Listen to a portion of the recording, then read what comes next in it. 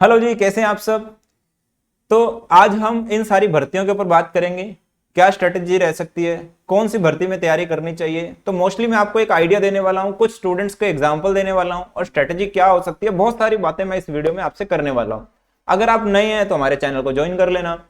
ये वीडियो मैं स्टूडियो से रिकॉर्ड करने वाला था पहले कि पर उसमें समय लगेगा, क्योंकि अभी जो मेरे हाथ में बुक्स हैं, ये पूरा का पूरा जो सेट है जिसे मैं नोट्स बोलता हूं, ये पैकेजिंग हो रही है इसकी। तो मैंने कहा क्यों ना अभी इसको यहीं से ही, जो हमारे घर के ऊपर वाला रूम है, आप देख भी सकते हैं आसपास, है ना, तो मैं इसको यहीं से रिकॉर्ड कर रहा हूँ, क्योंकि फिर समय लग जाएगा अगले अगले लॉट में जब मैं आपको दिखा पाऊंगा। तो यहीं से रिकॉर्डिंग करते हैं, ठीक है। तो चलिए, मेरा नाम है सी एस सतीश अनेजा। इन सारी भर्तियों के ऊपर अब मैं चर्चा करने वाला हूँ। लगभग 5 से 10 मिनट हम बात करने वाले हैं, जाना नहीं कहीं तक। तो देखिए, जैसा कि आपको मालूम है, कॉमर्स की भर्तियां आती हैं तो उसमें एक सिलेबस का एक पैटर्न होता है। ऑलमोस्ट सिलेबस सेम रहता है, लगभग जो रहता है, क्योंकि अकाउंटेंट की अगर भर्तियां आती हैं तो वहां पर ग्रेजुएशन या आईपीसीसी लेवल तक का सिलेबस रहता है। और अगर आप कॉलेज लेक्चरर ऑफिसर लेवल की बात कर रहे हैं तो एमकॉम या सीए फाइनल मान के चलिए। जब मैं सीए फाइनल बोल देता हूं तो लोग कहते हैं सर आप कैसे सीए फाइनल बोल सकते हो। देखिए, एमकॉम को सीए फाइनल के इक्विवेलेंट माना जाता है, और जो ऑफिसर लेवल के होते हैं वहां पर आपसे सीए फाइनल के कुछ सब्जेक्ट्स के अंदर से क्वेश्चन पूछे जा सकते हैं, ठीक है। ये मैं अपने अनुभव से बता रहा हूं आपको, 6 साल का मेरे पास अनुभव है इन सभी एग्जाम्स को देखते हुए का। अच्छा सर, तो अब आपकी क्या स्ट्रेटेजी रह सकती है। तो जैसा मैंने बताया, अकाउंटेंट की तैयारी कर रहे हैं तो आपको आईपीसीसी लेवल तक के सब्जेक्ट्स की नॉलेज होनी चाहिए। कौन कौन से सब्जेक्ट्स की, वो मैं आपको अब बताऊंगा। मैंने एक सिलेबस जारी किया हुआ है विद्युत विभाग की जो भर्ती आती है, जेवीएनएल की भर्ती। अब जो ये सिलेबस बनाया था जेवीएनएल के हिसाब से, जेवीएनएल राजस्थान में विद्युत विभाग है, सेम यूपी में भर्ती आती है और सेम पूरे इंडिया में आती है भर्तियां ऐसी, बिजली विभाग में तो आती ही आती हैं। अब जब ये भर्तियां आती हैं तो उनमें एक मोस्टली क्या लिख के देते हैं, जैसे राजस्थान में बताऊं आपको, उन्होंने सब्जेक्ट्स के नाम लिख दिए, सब्जेक्ट्स के नाम लिख दिए टैक्सेशन, अकाउंटिंग, तो ये सारे लिख के आ गए। अब आप खुद गैस करिए आपको क्या पढ़ना है। तो मैंने आज आपको एक हिंट दे दिया कि ग्रेजुएशन लेवल में जो टॉपिक है आपके, उतनी तैयारी आपको करके जानी है अकाउंटेंट लेवल पे, ठीक है। कई तो और भी ज्यादा वो है, वहां पे लिख देते हैं नॉलेज बेस, ग्रेजुएशन मांगी हुई है, नॉलेज बेस मतलब ग्रेजुएशन की नॉलेज। तो अल्टीमेटली यही सिलेबस आपसे मांगा है, ग्रेजुएशन तक के सब्जेक्ट आपसे मांगे हुए हैं। अब जब मैं बात कर रहा हूं जेवीएनएल की, यहां पर इन्होंने 6 से 7 सब्जेक्ट दिए हुए हैं, पर कुछ और जगह जब वो लिखते हैं नॉलेज डोमेन की क्वेश्चन आएंगे इतने इतने, तो वहां पर कई बार वो इकोनॉमिक्स भी पूछ लेते हैं, बिजनेस भी पूछ लेते हैं, ठीक है। अच्छा, तो इस तरह से ये कॉमर्स का सिलेबस का पैटर्न आपको जज करना पड़ता है। कुछ हमें पास्ट ईयर अनुभवों का भी देखना पड़ता है कि कौन से सब्जेक्ट से पूछते हैं, कौन से नहीं पूछते, वहां पर हम लोग आपकी हेल्प करते हैं, ठीक है। अब जैसे ये सिलेबस है, ये गाइड आपको मेरे टेलीग्राम चैनल देख डेमो पर मिल जाती है यहीं पर, ठीक है। अच्छा सर, अब आप सभी को मालूम है कि मैं आपको क्लासेस दे रहा था, अब मैंने आपके लिए बुक्स भी लॉन्च करी हैं। क्लासेस से बुक्स डबल हैं, बुक्स के अंदर जो कंटेंट है जिसे मैं नोट्स बोलता हूं उसको मैंने डबल रखा है। कारण, क्योंकि वीडियो जब आप पढ़ते हैं, वीडियो को बनाना और वीडियो से पढ़ना दोनों ही चैलेंजिंग है। वहां पर आप, क्योंकि छोटी सी बात को भी आपको बहुत एक्सपेंड करना पड़ता है, तो ज्यादा टाइम में भी कम कंटेंट आता है। तो आपके लिए मैंने बुक्स में एक अच्छा खासा कंटेंट भी बनाकर दिया है, ठीक है। जो वीडियो से समझना चाहते हैं उनके लिए हमारे पास फुल फ्लेज कोर्स है, टेस्ट सीरीज है। बुक्स पूरी इंडिया में हमने ही लॉन्च करी है, क्योंकि बुक्स बनाने में समय बहुत जाता है, और दोनों लैंग्वेज में बनाई है हमने, ठीक है। 8 किताबें 2 लैंग्वेज, यानी कि 16 किताबें हमने कॉमर्स की अभी लॉन्च करी हैं, और आगे और बहुत सारे सब्जेक्ट्स की लॉन्च करने की प्लानिंग है। हमने जेवीएनएल के सिलेबस को ध्यान में रखते हुए ये कंटेंट बनाया, जो कि ऑलमोस्ट इंडिया की हर वैकेंसी में लगी जाएगा, कुछ 1-2 टॉपिक ऊपर नीचे करके, ठीक है। कौन कौन से सब्जेक्ट की मैंने बुक्स बनाई है उसको देख लेते हैं हम। सबसे पहले जीएसटी की बुक है।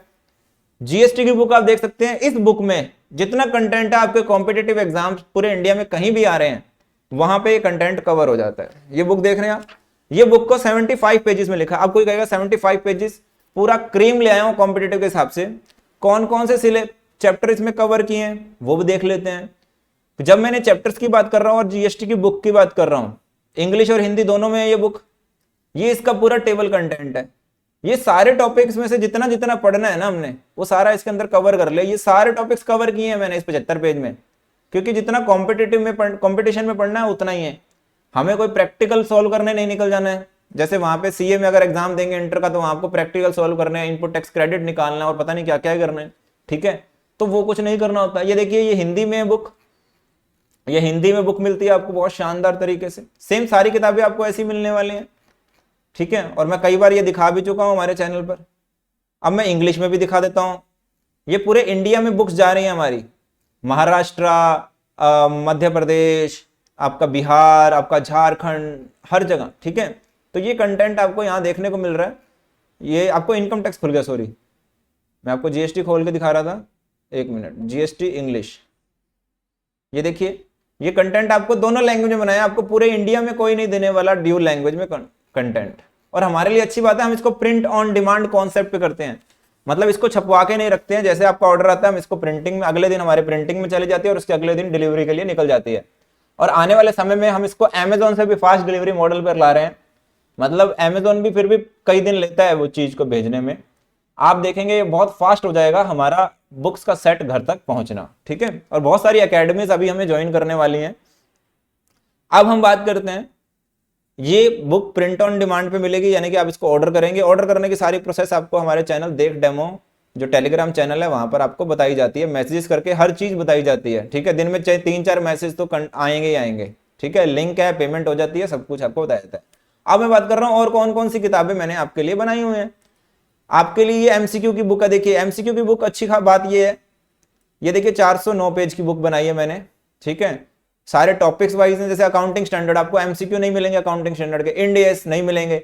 अब कोई भी पीएसयू का एग्जाम है, वहां इंड एएस के क्वेश्चन आते ही आते हैं, ठीक है। हालांकि इसमें मैंने अभी 20 क्वेश्चन डाले इंड एएस के, क्योंकि पेज बढ़ते ही जा रहे थे, बुक मोटी होती जा रही थी। मैं आपको दिखाता हूँ कितनी बड़ी बुक हो गई एमसीक्यू की।